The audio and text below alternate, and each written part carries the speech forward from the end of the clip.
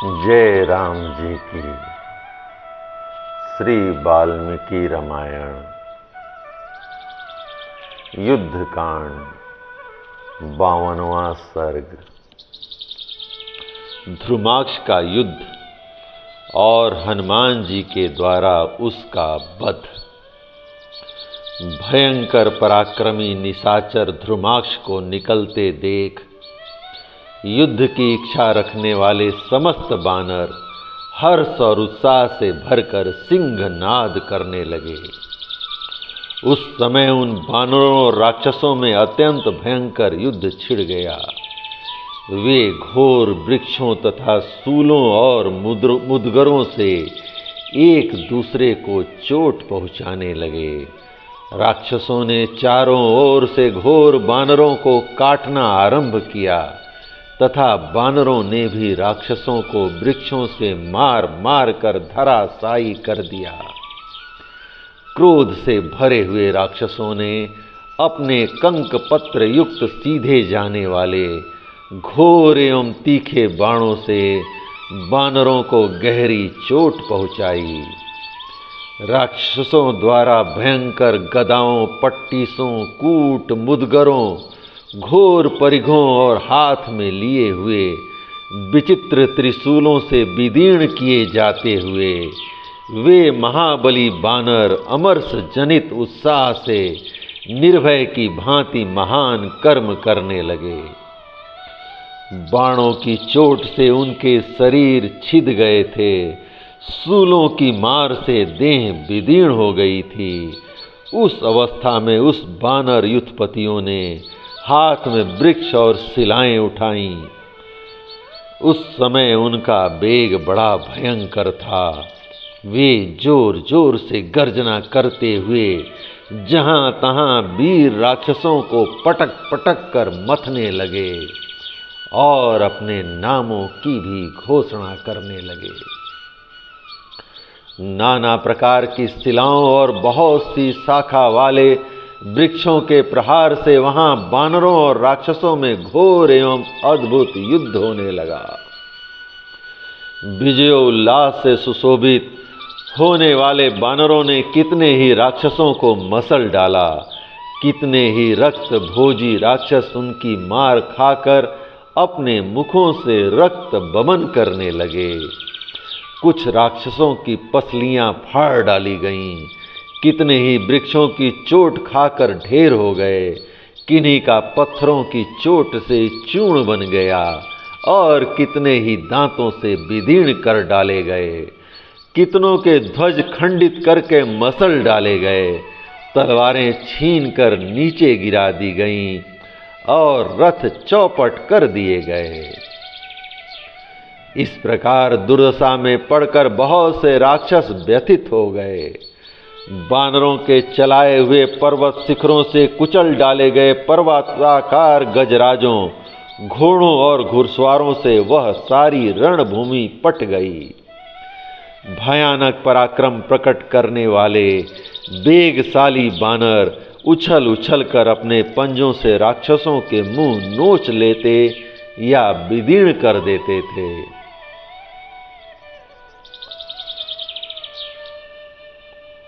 उन राक्षसों के मुखों पर विषाद छा जाता था। उनके बाल सब ओर बिखर जाते और रक्त की गंध से मूर्छित हो पृथ्वी पर पड़ जाते थे। दूसरे भीषण पराक्रमी राक्षस अत्यंत क्रुद्ध हो अपने वज्र सदृश कठोर तमाचों से मारते हुए वहां बानरों पर धावा करते थे। प्रतिपक्षी को वेग पूर्वक गिराने वाले उन राक्षसों का बहुत से अत्यंत वेगशाली बानरों ने लातों, मुक्कों, दांतों और वृक्षों को मार कर कुचूमर निकाल दिया। अपनी सेना को बानरों द्वारा भगाई गई देख राक्षस शिरोमणि ध्रुमाक्ष ने युद्ध की इच्छा से सामने आए हुए बानरों का रोष पूर्वक संहार आरंभ किया।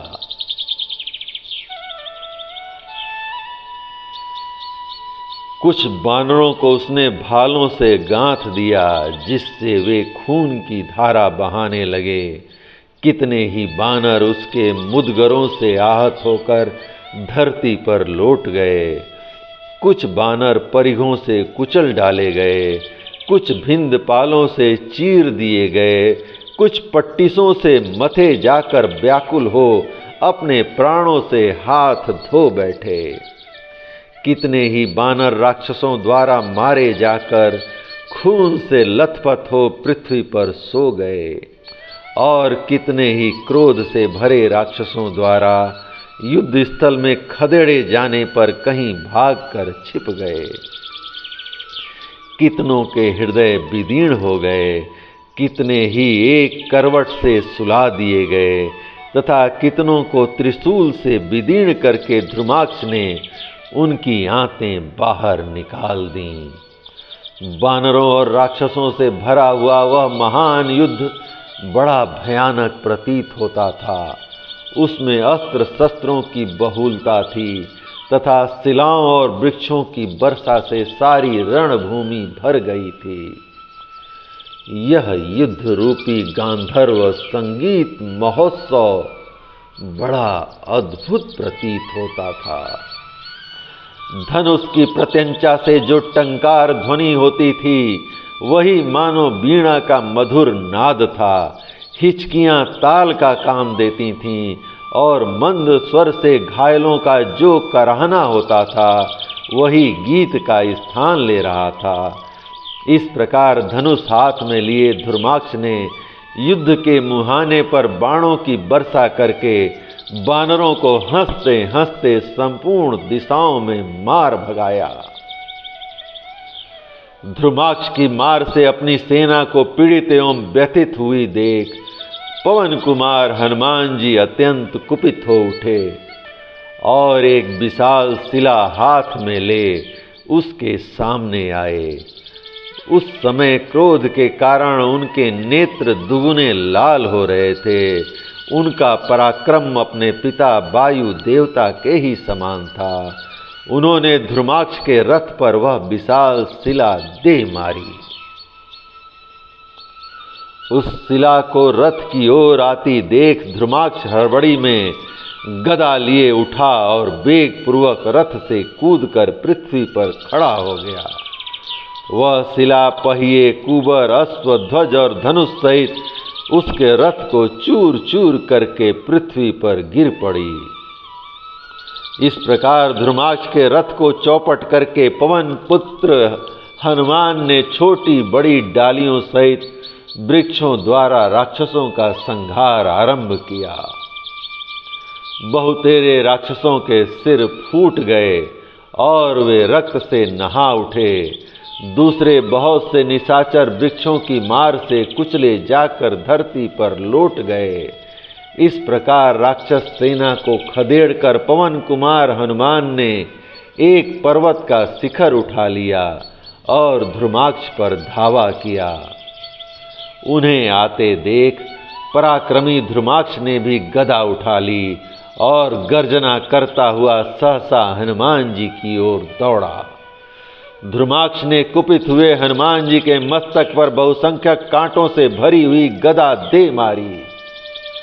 भयानक वेग वाली उस गदा की चोट खाकर भी वायु के समान बलशाली कपिवर हनुमान ने वहां इस प्रहार को कुछ भी नहीं गिना और ध्रुमाक्ष के मस्तक पर वह पर्वत शिखा चला दी।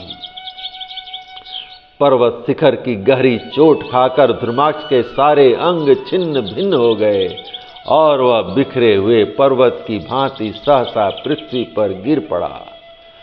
ध्रुमाक्ष को मारा गया देख मरने से बचे हुए निशाचर भयभीत हो बानरों की मार खाते हुए लंका में भाग गए।